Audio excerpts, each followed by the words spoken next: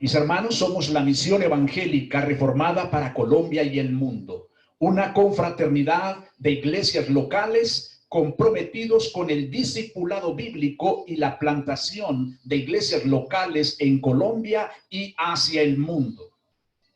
Abran sus Biblias en Mateo capítulo 11. Mateo capítulo 11, y vamos a leer la unidad de pensamiento completa del versículo 1 al versículo 30. Nos dice así la bendita y gloriosa palabra de Dios. Leemos de parte de Dios y delante de Dios las Escrituras, según segunda a los Corintios capítulo 2, versículo 17. Cuando Jesús terminó de dar instrucciones a sus discípulos, se fue de allí a enseñar y a predicar en las ciudades de ellos. Y al oír Juan en la cárcel los hechos de Cristo, le envió dos de sus discípulos para preguntarle: ¿eres tú aquel que había de venir, o esperaremos a otro? Y respondiendo Jesús les dijo: id y haced saber a Juan las cosas que oís y veis. Los ciegos ven, los cojos andan, los leprosos son limpiados, los sordos oyen, los muertos son resucitados, y a los pobres es anunciado el evangelio. Y bienaventurado es el que no haya tropiezo en mí. Mientras ellos se iban, comenzó Jesús a decir de Juan a la gente: ¿qué salisteis a ver al desierto? ¿Una caña sacudida por el viento? ¿O qué salisteis a ver? ¿A un hombre cubierto de vestiduras delicadas? He aquí los que llevan vestiduras delicadas en las casas de los reyes están. ¿Pero qué salisteis a ver? ¿A un profeta? Sí, os digo, y más que profeta, porque este es de quien está escrito: he aquí yo envío mi mensajero delante de tu faz, el cual preparará tu camino delante de ti. De cierto os digo, entre los que nacen de mujer, no se ha levantado otro mayor que Juan el Bautista, pero el más pequeño en el reino de los cielos, mayor es que él. Desde los días de Juan el Bautista hasta ahora, el reino de los cielos sufre violencia y los violentos lo arrebatan. Porque todos los profetas y la ley profetizaron hasta Juan. Y si queréis recibirlo, él es aquel Elías que había de venir. El que tiene oídos para oír, oiga. Mas ¿a qué compararé esta generación? Es semejante a los muchachos que se sientan en las plazas y dan voces a sus compañeros diciendo: os tocamos flauta y no bailasteis, os endechamos y no lamentasteis. Porque vino Juan, que ni comía ni bebía, y dicen: demonio tiene. Vino el Hijo del Hombre, que come y bebe, y dicen: he aquí un hombre comilón y bebedor de vino, amigo de publicanos y de pecadores. Pero la sabiduría es justificada por sus hijos. Entonces comenzó a reconvenir a las ciudades en las cuales había hecho muchos de los milagros, porque no se habían arrepentido, diciendo: ay de ti, Corazín, ay de ti, Betsaida, porque si en Tiro y en Sidón se hubieran hecho los milagros que han sido hechos en vosotros, tiempo ha que se hubieran arrepentido en cilicio y en ceniza. Por tanto os digo que en el día del juicio será más tolerable el castigo para Tiro y para Sidón que para vosotros. Y tú, Capernaum, que eres levantada hasta el cielo, hasta el Hades serás abatida, porque si en Sodoma se hubieran hecho los milagros que han sido hechos en ti, habría permanecido hasta el día de hoy. Por tanto os digo que en el día del juicio será más tolerable el castigo para la tierra de Sodoma que para ti. En aquel tiempo respondiendo Jesús dijo: Te alabo, Padre, Señor del cielo y de la tierra, porque escondiste estas cosas de los sabios y de los entendidos y las revelaste a los niños. Sí, Padre, porque así te agradó.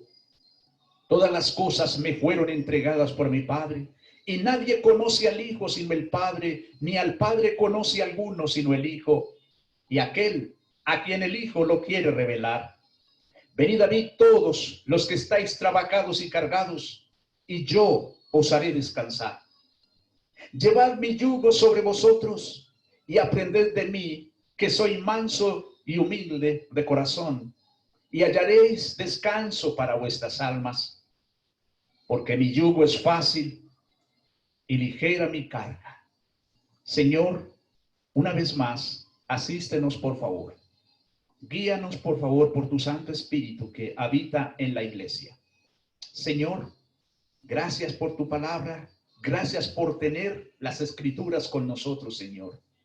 Cuán agradecidos estamos de que podemos contemplar las Escrituras, hacer seguimiento, Señor, a la lectura del texto que vamos a estar analizando, Señor amado.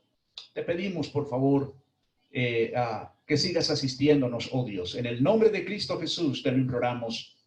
Amén y amén. Mis hermanos, esta sesión la empezamos el domingo pasado con el título La soberanía de Dios y la responsabilidad humana en la salvación. Ese fue el título con el que empezamos esta sesión el domingo pasado. La soberanía de Dios y la responsabilidad humana en la salvación. Mis hermanos, esta es una doctrina precisamente, una doctrina que la vemos en la Biblia y que por lo tanto nosotros no la podemos ignorar. No la podemos ignorar porque, hermanos, aparece esta doctrina como una carrilera del tren. Otra vez, hermanos, Solano la saca del estadio con esa vista que colocas ahí.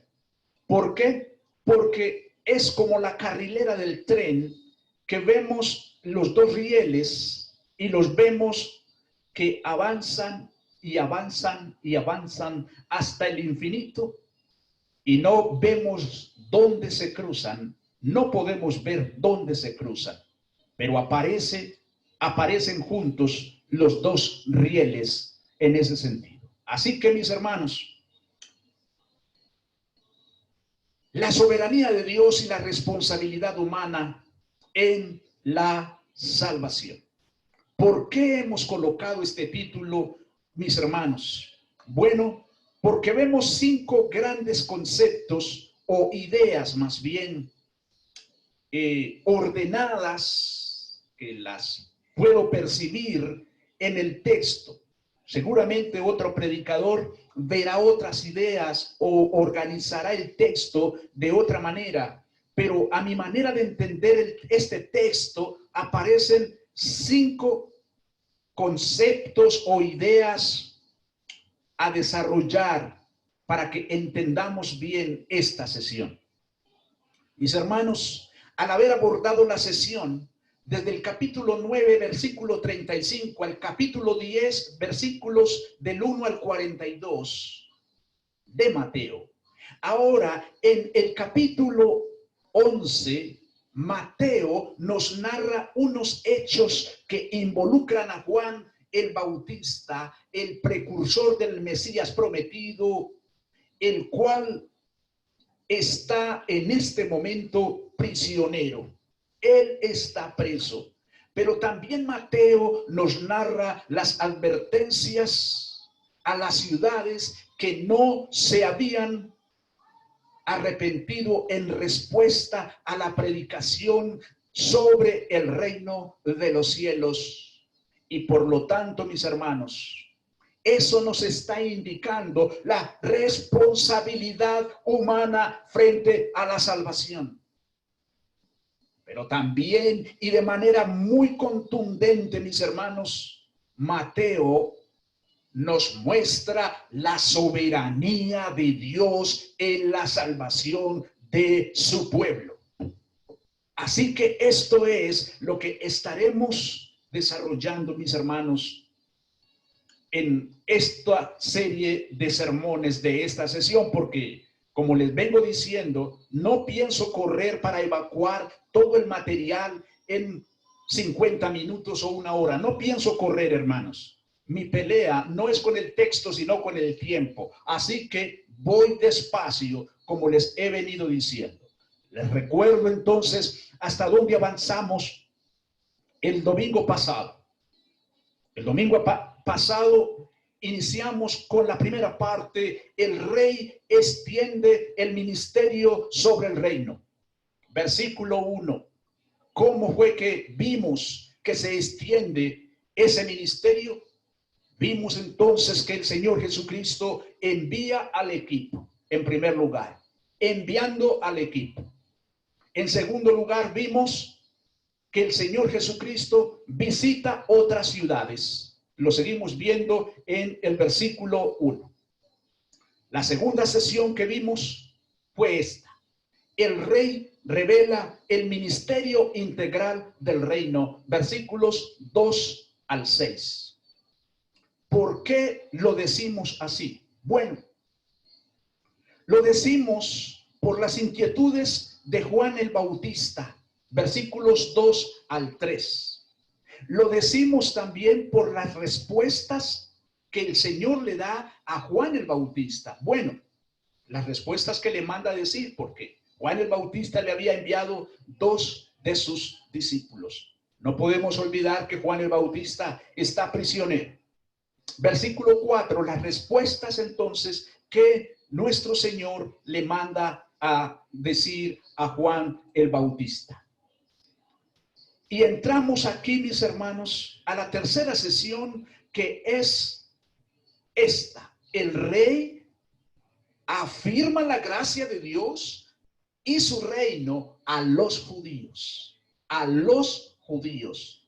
Versículos 7 al 15. Veamos cómo se da esta afirmación. Bueno, vimos entonces que el Señor muestra la firmeza del trabajo de Juan el Bautista, versículo 7.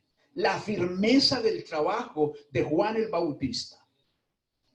Una firmeza que se da claramente cuando el Señor les dice a ellos: ¿qué salisteis a ver? ¿Qué salisteis a contemplar? ¿Una caña sacudida por el viento? Entonces, el Señor está hablando de la firmeza del trabajo de Juan el Bautista, pero también por la austeridad de vida de Juan el Bautista, versículo 8. El Señor les dice: ¿creyeron que iban a encontrar a alguien vestido con lino, con lo mejor, con las mejores telas? ¿Creyeron que iban a ver a ese personaje? Bien, no, definitivamente no.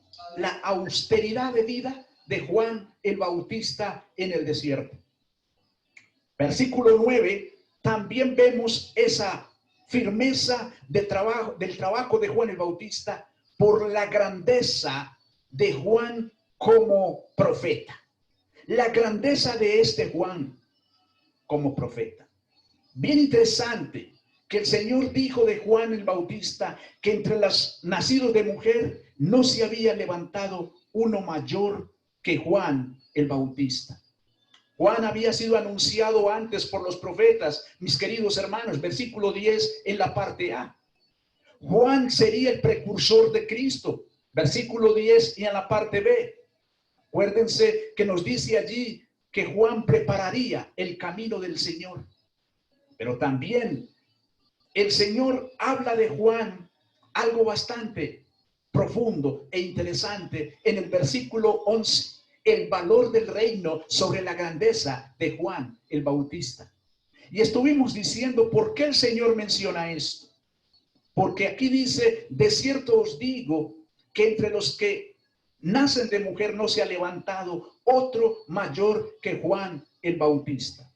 Pero el más pequeño en el reino de los cielos mayor es que él. Bienaventurados vuestros ojos porque ven y vuestros oídos porque oyen. Mis hermanos, es interesante esto. Juan el Bautista está preso, no se les olvide, Juan está en prisión. Si bien es cierto, Juan había sido el precursor de Cristo y él había venido anunciando a Cristo el Mesías como tal. En este momento que el Señor está en su pleno esplendor de predicación, de sanidades y de todo lo grandioso que nuestro Señor está realizando, Juan no tiene el privilegio de ver eso porque él está preso. Él no tiene ese privilegio de verlo, mis hermanos. Cuando el Señor dice bienaventurado, cuando el Señor habla de que el más pequeño en el reino es más grande que Juan, lo que quiere decir el Señor es que el más pequeño ahora tiene el privilegio de ver lo que el Señor está haciendo, y en ese sentido eso lo vuelve como más grande que Juan el Bautista, en el sentido de ser testigo ocular directo de lo que el Señor está realizando. Porque Juan está preso, él apenas está escuchando que algo está pasando. De hecho, es por eso que Juan entra en un tiempo, en un periodo de confusión, porque Juan tiene una perspectiva de que desde luego el rey que ha de venir, pues seguramente que es en otras condiciones, pero no es coherente el sufrimiento, no es coherente que él esté preso, no es coherente con lo que está sucediendo, con lo que él tiene en su mente. Y es por eso entonces que le manda decir al Señor, le manda preguntar si es él al que estaban esperando o tendrían que esperar a otros.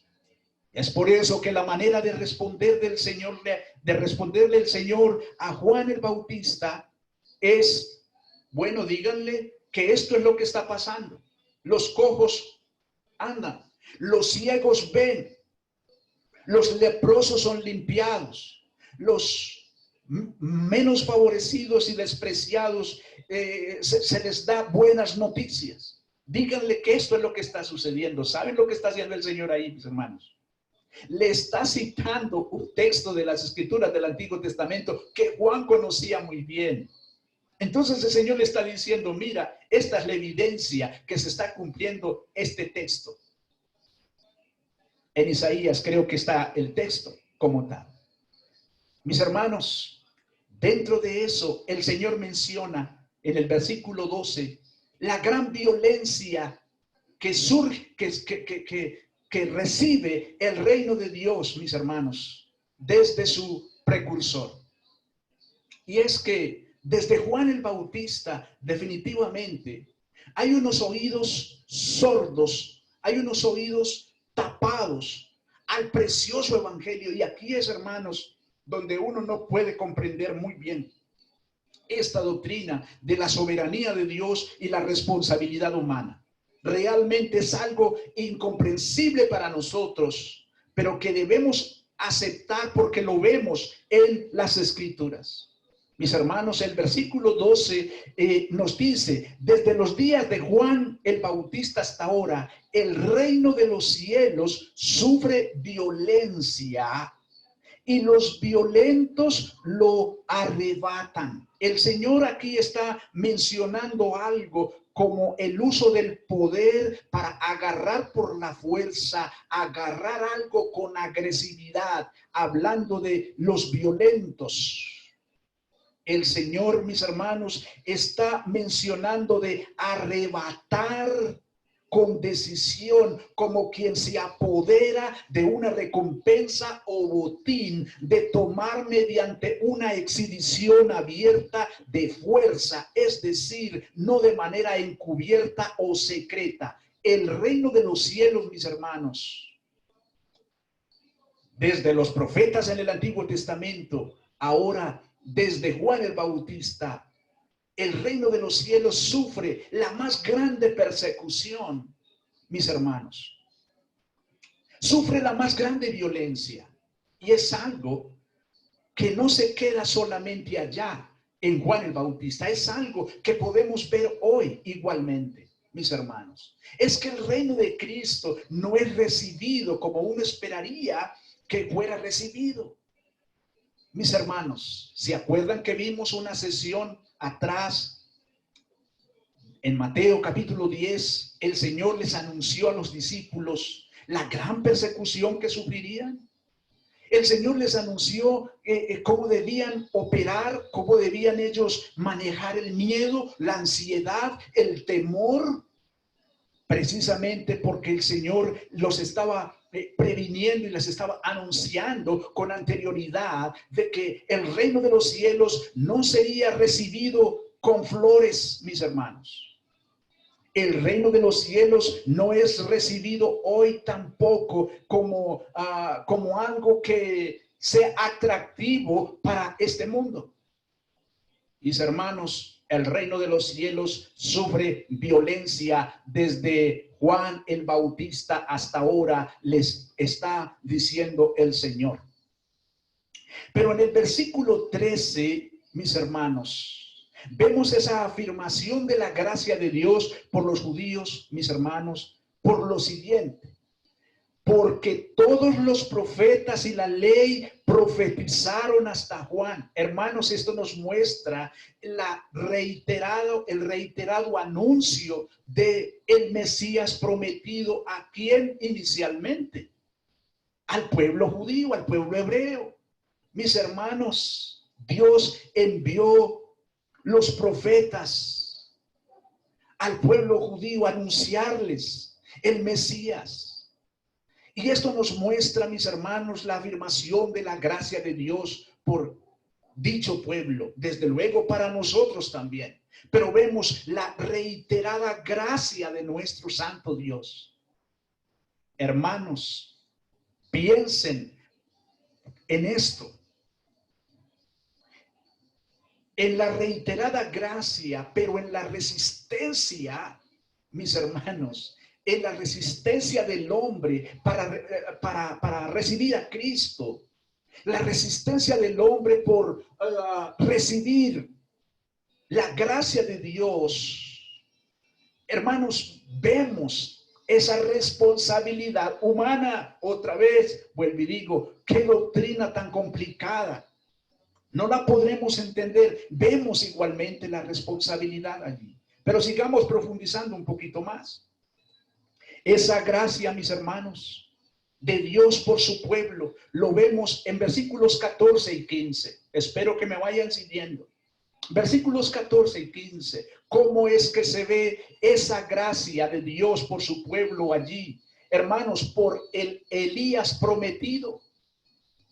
Dice: si queréis recibirlo, a Juan el Bautista, desde luego, él es aquel Elías que había de venir, el que tiene oídos para oír. Oiga, mis hermanos, el Señor está refiriéndose aquí al Elías de antaño, que el pueblo judío conocía muy bien, mis hermanos. Juan el Bautista también era un predicador del arrepentimiento, así como el Elías que ellos conocían del Antiguo Testamento y que nosotros conocemos porque hemos leído acerca de Elías. Tanto Elías en el Antiguo Testamento como Juan el Bautista, mis hermanos, los dos se parecían también en carácter. Mis hermanos, lo incisivo de su mensaje, la sencillez de su vida. ¿En dónde vivía Elías? ¿Cierto? En el desierto. ¿Dónde vivía Juan el Bautista? En el desierto. ¿Cómo estaban vestidos? Ellos no estaban vestidos con los lujos de los poderosos y de los reyes de su tiempo. No, mis hermanos, ellos tenían una vida austera, una vida sencilla, una vida humilde, mis hermanos. Y esto se los está haciendo ver el Señor a ellos. Hermanos, Juan el Bautista no era literalmente Elías, como se lo preguntaron en Juan 1:21, pero interiormente lo era porque vino en el espíritu y poder de Elías, según Lucas 1:17, y por lo tanto fue llamado Elías nada menos que por Cristo mismo en Mateo capítulo 7 y versículo 12. El Señor termina diciéndoles, si queréis aceptarlo, porque Él, mis hermanos, Él sabe que el aceptar esa verdad no era solo cuestión de la mente, sino también de la voluntad. Y otra vez ahí vemos, mis hermanos, cómo la responsabilidad humana en la salvación es evidente. El Señor les está haciendo un comparativo entre Elías del Antiguo Testamento y que el pueblo judío conoce muy bien, y Juan el Bautista, que ahora está preso, mis hermanos. Lo que nos está afirmando esto es la gracia de Dios y la afirmación de la gracia de Dios por su pueblo, por el pueblo hebreo, mis queridos hermanos. Vemos la reiterada gracia. Elías en el Antiguo Testamento, los profetas en el Antiguo Testamento, Juan el Bautista ahora en este tiempo con nuestro Señor. Mis hermanos, y esto nos lleva a nuestro cuarto aspecto, cuarto punto, cuarta sesión en la que hemos dividido la unidad de pensamiento. El rey y su reino es ignorado por los judíos. Vamos llevando la relación de las ideas. La reiterada gracia de Dios manifestada a ellos por medio de los profetas del Antiguo Testamento, entre quienes estaba Elías, Juan el Bautista, que está ahora preso y que llegó como precursor. Pero veamos la reacción del pueblo judío. Es que el reino es ignorado por los judíos. Versículos 16 al 24. El reino es ignorado por los judíos. Ahora, ¿cómo es que el reino es ignorado por los judíos? ¿Cómo es que se nos da esto? Mis hermanos, se da de la siguiente manera. Versículo 16. Versículo 16. Ellos ignoran las noticias de alegría. Ellos ignoran las noticias de alegría. ¿Cómo? Veamos lo que el Señor dice. Mas, ¿a qué compararé esta generación? ¿A qué compararé esta generación? Bueno, es semejante a los muchachos que se sientan en las plazas y dan voces a sus compañeros diciendo, os tocamos flauta y no bailasteis. Bien interesante, mis hermanos. Las plazas en ese momento donde se hacía mercado, las plazas que conocemos, mis hermanos, donde se mueve el comercio ampliamente y que son grandes espacios donde se mueve el comercio, pero en los días festivos que no hay comercio, mis hermanos, esos espacios son tan atractivos para jugar, son tan atractivos para los muchachos, para los niños que viven alrededor, para jugar, porque no hay actividad comercial. Todo el espacio está para ellos y ellos salen a jugar ahí, mis hermanos.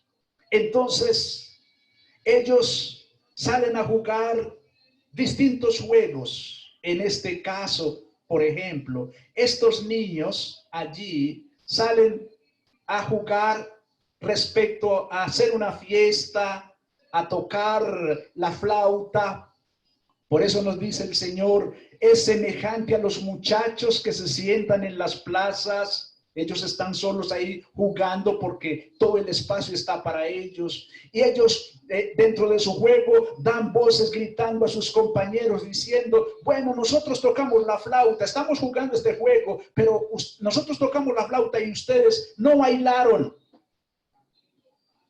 Hermanos, los profetas anunciaron una y otra vez el evangelio, el reino, al Mesías, mis hermanos. Pero no hubo respuesta por parte del pueblo. Hay otro aspecto dentro del juego de los muchachos, mis hermanos, y es el juego de un funeral. El juego de un funeral donde se expresan lamentos de llanto por la persona que ha muerto. Y es por eso que el Señor dice en el versículo 17, dentro del mismo contexto de los muchachos que están jugando en la plaza, os endechamos. La palabra endechar aquí es cantar con palabras de duelo por una persona que ha muerto. Y los muchachos dicen, os endechamos y no lamentasteis, es decir, lamentarse demostrando golpes en el pecho por el luto. Ojo que este es un juego de los muchachos en la plaza. Tampoco se lamentaron. Mis hermanos, el Señor se está refiriendo a la reacción del pueblo hebreo, del pueblo judío, ante las distintas maneras como Dios mostró su gracia para ellos, como seguía mostrando su gracia para ellos, mis hermanos. Y la reacción del pueblo en esa gracia preciosa consistía en ignorar totalmente esa gloriosa gracia, mis hermanos. El versículo 18 nos lo coloca así, Mateo.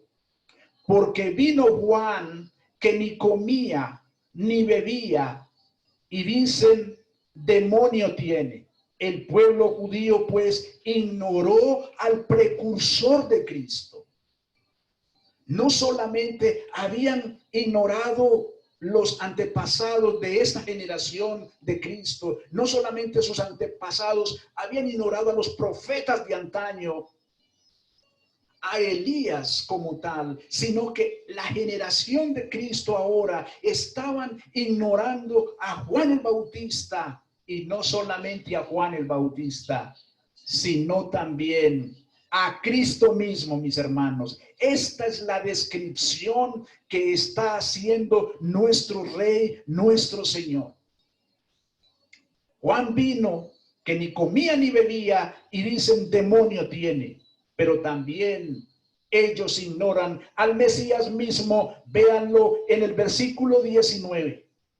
Vino el Hijo del Hombre que come y bebe. Es decir, en el sentido de que nuestro Señor se relacionó con todo tipo de población. Él se relacionó con todo tipo de pecadores. Entonces, por eso es que dice, come y bebe. Y dicen, el pueblo judío decía, he aquí un hombre comilón. Es decir, trataron al Señor de un glotón. Un comilón es un glotón, una persona que se dedica a comer y a beber en exceso. Entonces el Señor Jesucristo fue tratado por ellos como un glotón, fue tratado por ellos como un borracho, porque le dicen bebedor de vino y amigo de publicanos. ¿Recuerdan ustedes quiénes eran los publicanos? Eran los recaudadores de impuestos. Ya. Y lo acusan de ser amigo de los pecadores. Pero dice el Señor aquí, la sabiduría, es decir, la aplicación de la instrucción bíblica es justificada o verificada como justa por sus hijos. mis hermanos, la sabiduría de Juan el Bautista cuando insistía en el arrepentimiento y de Jesús cuando presentaba la esperanza de salvación aún a personas con las que nadie en Israel quería ocuparse, se vio plenamente justificada por lo que realmente logró en los corazones y vidas de quienes por gracia soberana dieron una respuesta adecuada a esos dos predicadores. Juan y Jesús tenían cada uno su misión particular. Sí, hermanos, cada uno cumplió su tarea. Esa tarea fue realizada en forma impecable por Jesús, quien es el mismo, mis hermanos, en persona como tal. La sabiduría de Dios. Primera los Corintios capítulo 1 y versículo 30. Una tarea, mis hermanos, que fue realizada en forma excelente por Juan. Mis hermanos, el pueblo hebreo no tenía ninguna manera de decir que la gracia de Dios no les había llegado. No, de una manera excelente, mis hermanos. Pero queridos hermanos, cuando llegamos al versículo 22, al versículo 20 y versículo 22, vemos aquí con claridad cómo el Señor ahora va a pasar a hacer una proclama de lamento y de sentencia. Una proclama de lamento y de sentencia, porque esto es lo que le espera a todo aquel que rechaza la bendita gracia de Dios. Y es aquí donde nosotros no podemos entender la soberanía de Dios y la responsabilidad humana. No vemos no vemos cómo se comprende. Pero mis hermanos, deseo que por favor entendamos esto. Hubo un énfasis especial de la gracia manifestada a ellos y por lo tanto a nosotros. Escúchame bien, escúchame bien. Si tú vienes escuchando el evangelio de distintas maneras, o bien porque tus padres sean cristianos y te hayan enseñado el evangelio desde la niñez, pero hoy tú rechazas el precioso evangelio, déjame decirte una cosa, querido amigo no creyente, que me puedas escuchar este sermón, tal vez por YouTube. Déjame decirte una cosa. Estas palabras que el Señor Jesucristo le va a decir al pueblo hebreo, al pueblo judío, son para ti. Préstale gran atención, son para ti. ¿Por qué son para ti?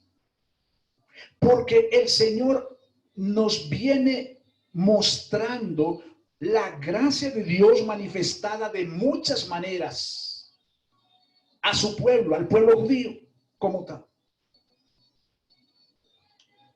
Y ante el rechazo de la gracia, esto es lo que el Señor les tiene a ellos, pero también a ti que rechazas la gracia de Dios hoy. Tal vez te consideres muy lindo porque eres jovencito o jovencita. Te consideras muy hermoso y te da pena que tus amigos en la universidad te sepan que eres un cristiano y decides rechazar la gracia de Cristo. O tal vez tienes otros intereses en este mundo que te hacen rechazar la gracia de Cristo. Escucha bien lo que dice la palabra de Dios, lo que Jesús te dice a ti hoy.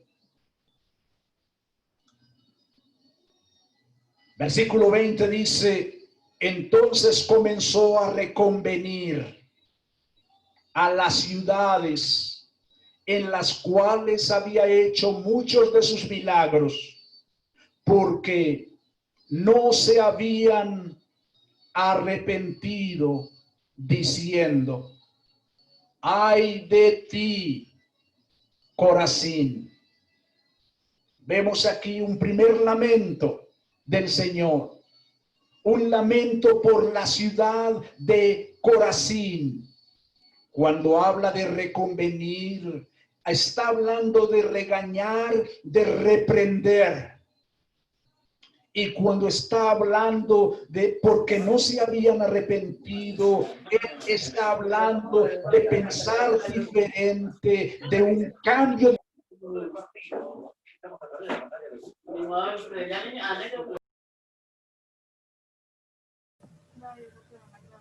Pastor, qué pena, se quedó sin sonido.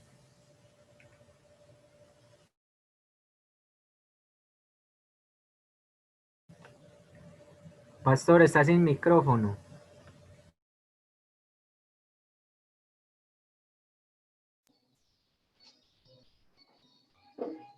Ay de ti, señorita, ay de ti, joven, ay de ti, hombre rico, ay de ti, hombre con fama, ay de ti, profesional, que rechazas la gracia del Señor. Ay de ti. El Señor se lamenta por Corazín, pero el Señor también se lamenta por Betsaida, otra ciudad. Corazín era una ciudad de Galilea. Aquí tenemos a otra ciudad, Betsaida. Eran ciudades donde el Señor había predicado el evangelio. Eran ciudades que habían rechazado la gracia. Mis hermanos, ¿y por qué este lamento? El Señor dice: porque si en Tiro y en Sidón se hubieran hecho los milagros que han sido hechos en vosotras, tiempo hace que se hubieran arrepentido en silicio y en ceniza. El silicio, mis hermanos, era una tela oscura y tosca, hecha especialmente de pelo de animales y pegada a la persona como un saco que usualmente usaban o ponían sobre la túnica en lugar de la capa o manto los dolientes, penitentes, suplicantes, demostrando que estaban de luto. Y también la usaban los profetas hebreos que llevaban una vida austera, como la vestimenta de Juan el Bautista. El Señor les está diciendo a estas ciudades de Corazín y Betsaida, les está diciendo que en ellas se habían manifestado la gracia de Dios. Y está tomando como ejemplo otras ciudades como Tiro y Sidón. El Señor está diciéndoles: si Tiro y Sidón hubieran tenido la oportunidad que ustedes tienen hoy, se hubieran arrepentido. Tú que estás rechazando el evangelio de Cristo, no rechaces más a Cristo. No rechaces más la gracia de Dios. Tú eres responsable de que se te haya predicado el evangelio, querido amigo, querida amiga. Tú eres responsable de que se te haya predicado el evangelio desde niño, desde niña, y no hayas respondido en arrepentimiento. Mira lo que dice el Señor aquí a estas ciudades. Por tanto os digo que en el día del juicio será más tolerable el castigo para Tiro y para Sidón que para vosotras. Escúchame bien. Hay un día establecido que se llama el día del juicio. Y hay un castigo aquí para todo aquella que hoy rechazó la bendita gracia de Dios. El Señor está diciéndoles a Corazín y a Betsaida que en el día del juicio el castigo sería más tolerable para Tiro y Sidón que para ella.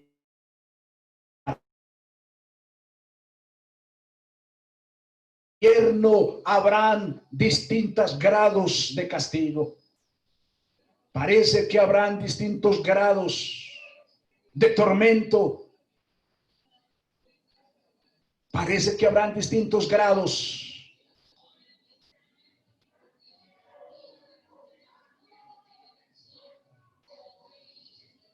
Piensa en la gracia del Señor. Piensa en cuántas veces te han predicado el bendito evangelio de Cristo. Y ahora el Señor pasa a lamentarse por otra ciudad, la ciudad de Capernaum. Versículos 23 y 24. La ciudad de Capernaum. Mira lo que le dice el Señor a esta ciudad. ¿Sabes? Esta ciudad se había convertido prácticamente en el centro de operaciones del Señor, en su ministerio. Por lo tanto, qué privilegio tenía esta ciudad, hermanos. Imagínense ustedes como tener la presidencia de la República en nuestro barrio. ¿Qué tan orgulloso se podría sentir uno teniendo la presidencia de la República en nuestro barrio donde vivimos? Y tú, Capernaum, que eres levantada hasta el cielo, es decir, la ciudad era una ciudad que prosperaba y que se sentía exaltada como tal, grandiosa, majestuosa la ciudad.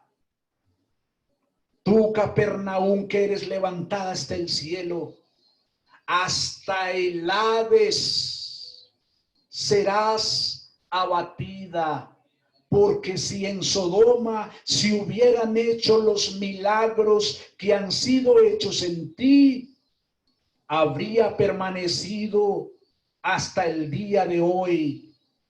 Por tanto, os digo que en el día del juicio será más tolerable el castigo para la tierra de Sodoma que para ti. Mis hermanos,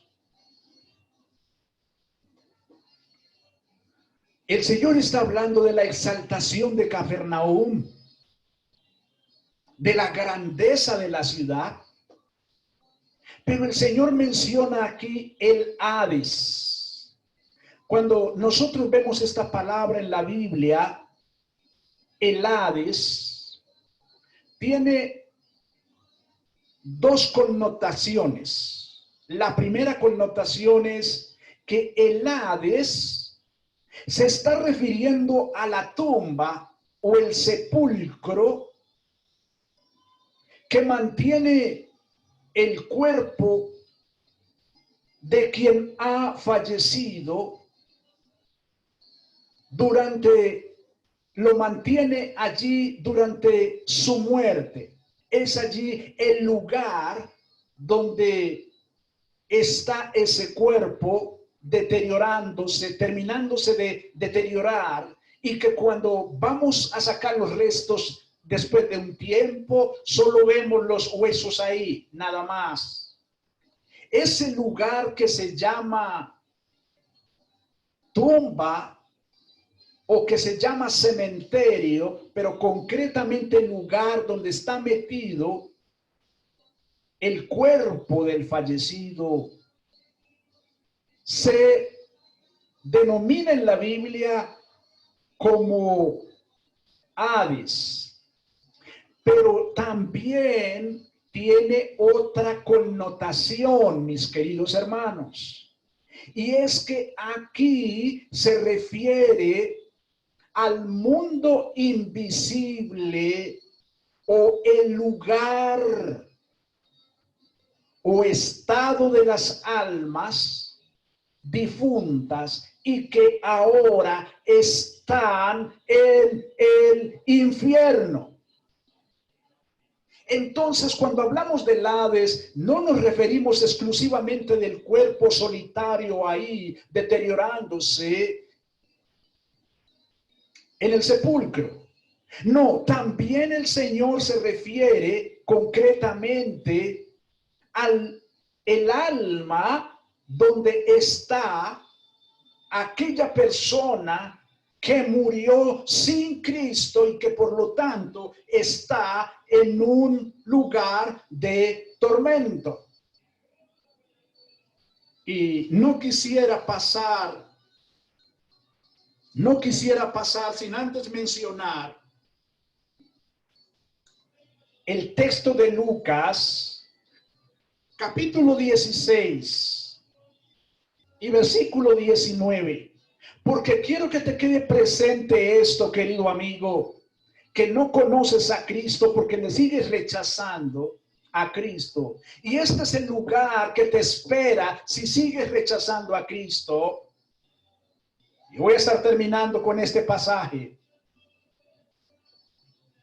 Y quiero que me acompañes a Lucas capítulo 16 y versículo 19.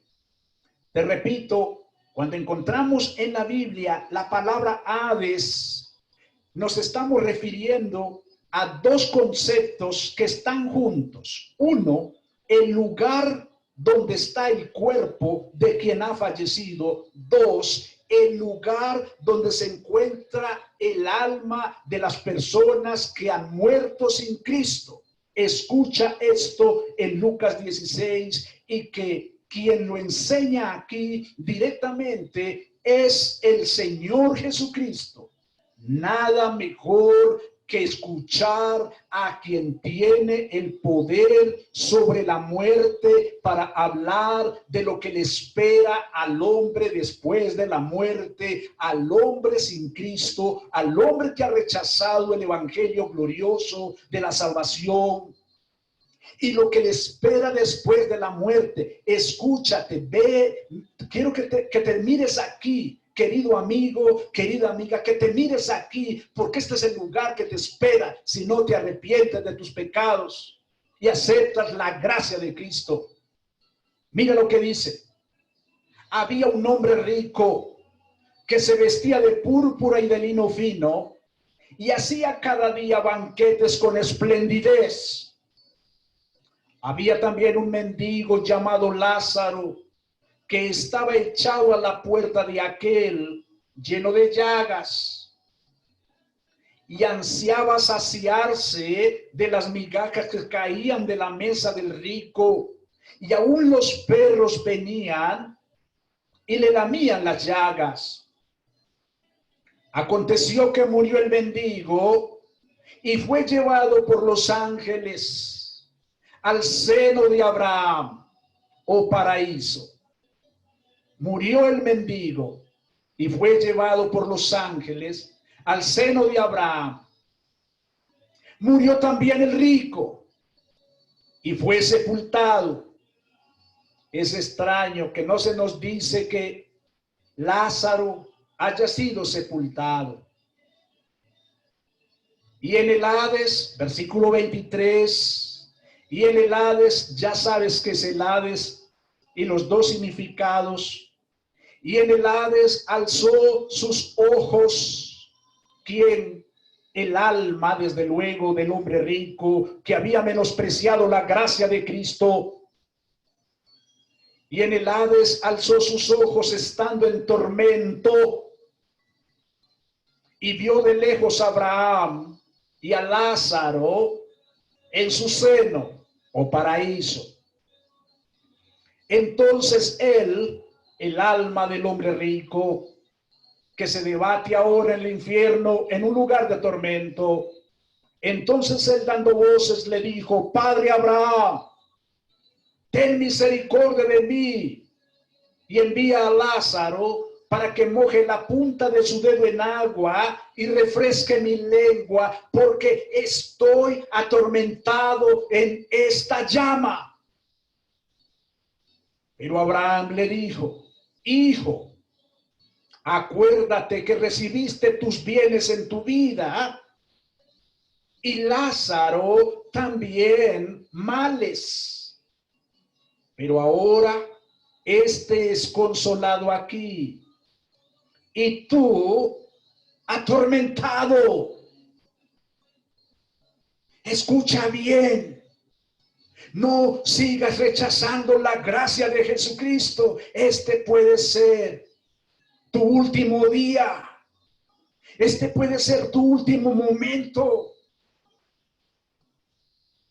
Esto puede ser lo último que hagas. Puede ser. Tú no lo sabes. Arrepiéntete de tus pecados. Pídele perdón a Cristo. No sigas rechazando su gracia. Él no quiere enviarte al infierno.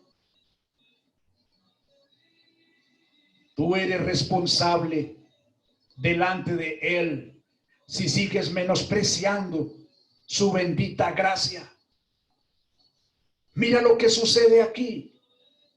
Pero Abraham le dijo, versículo 25, hijo, acuérdate que recibiste tus bienes en tu vida y Lázaro también males. Pero ahora este es consolado aquí y tú atormentado. Además de todo esto, una gran cima está puesta entre nosotros y vosotros, de manera que los que quieran pasar de aquí a vosotros no pueden, ni de allá pasar acá. Entonces le dijo: te ruego pues, padre, que le envíes a la casa de mi padre, porque tengo 5 hermanos, para que les testifique, a fin de que no vengan ellos también a este lugar de tormento. Y Abraham le dijo: a Moisés y a los profetas tienen, que los oigan a ellos. Y él entonces dijo: no, padre Abraham, pero si alguno fuere a ellos de entre los muertos, se arrepentirán. Y Abraham le dijo: si no oyen a Moisés y a los profetas, tampoco se persuadirán, aunque alguno se levantare de los muertos. Querida iglesia,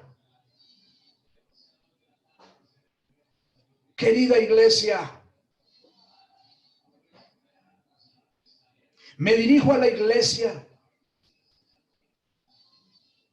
porque quiero que entiendan algo. En la iglesia tenemos a muchos que llegan con la Biblia en la mano, que no son creyentes, que no se han arrepentido delante del Señor. Por lo tanto, tú que estás entre nosotros, mira lo que el Señor está diciendo hoy. Si este es el día en que el Señor ha tocado tu corazón, si has venido manejando una apariencia de cristiano, pero en realidad no lo eres, este es el día que debes arrepentirte de tus pecados. Debes arrepentirte. Este es el lugar que le espera al hombre que muere, a la mujer que muere, menospreciando la bendita gracia del Señor. El Señor se lamentó por Corazín. El Señor se lamentó por Besaida. Ahora el Señor se lamenta por Cafarnaúm, sobre lo que les espera. Vamos a dejar aquí hoy, mis hermanos, porque todavía nos falta un punto por desarrollar, un aspecto por desarrollar. La responsabilidad, la soberanía de Dios y la responsabilidad humana sobre la salvación. Señor, te damos gracias por tu palabra. Gracias, Señor, por advertirnos, por hablarnos, por recordarnos ese terrible lugar que espera a quien menosprecia a Cristo hoy, a quien menosprecia la gracia preciosa de nuestro Señor Jesucristo. Señor, gracias por advertirnos. Gracias, Señor, porque hoy podemos tener a los profetas. Hoy podemos tener a los profetas del Antiguo Testamento hablándonos. Hoy podemos tener al Elías del Antiguo Testamento hablándonos. Hoy podemos tener a Juan el Bautista hablándonos.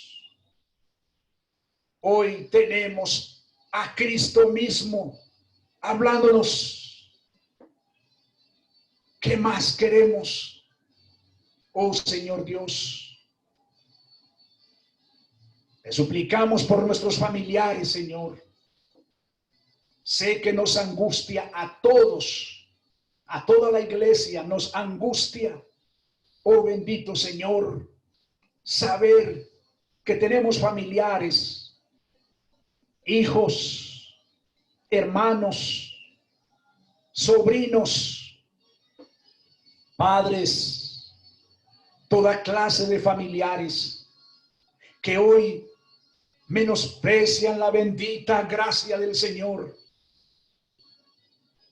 Nos angustia, Señor, el lamento por aquellas ciudades de Corazín, de Besaida y de Cafarnaúm. Nos angustia, Señor, escuchar